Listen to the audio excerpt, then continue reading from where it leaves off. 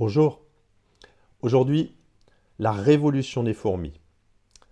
On avait eu le premier tome, Les fourmis, le second tome, Le jour des fourmis, et celui-ci termine donc la trilogie de Bernard Werber. Ce tome explore une fois encore le monde fascinant de ces insectes, leurs interactions et les relations avec le monde humain. Ce roman poursuit l'histoire initiée, donc, développant les thèmes de la communication interespèces, de la quête de sens et de l'intelligence collective. L'intrigue se déroule dans un univers où les mondes des humains et des fourmis continuent de se croiser.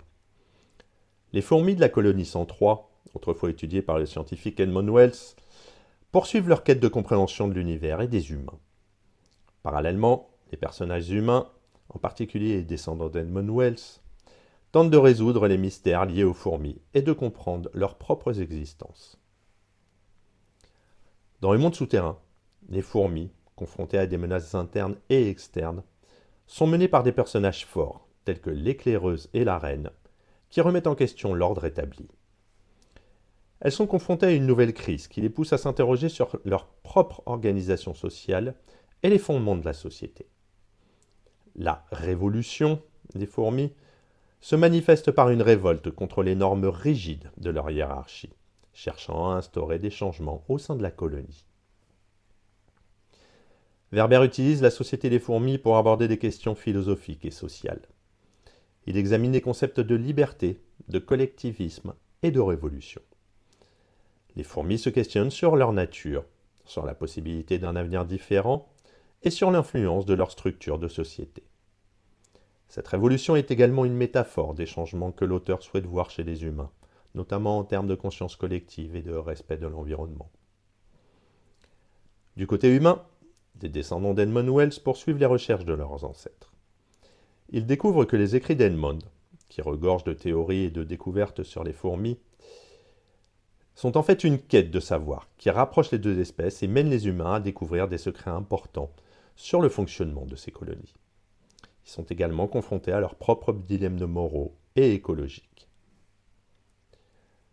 Les mondes humains et fourmis se rapprochent davantage dans cet opus, grâce aux efforts des personnages pour établir une communication.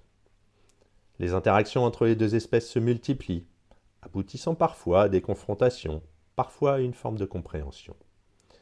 Cette fusion des mondes pousse chaque camp à revoir ses préjugés et ses approches de la vie.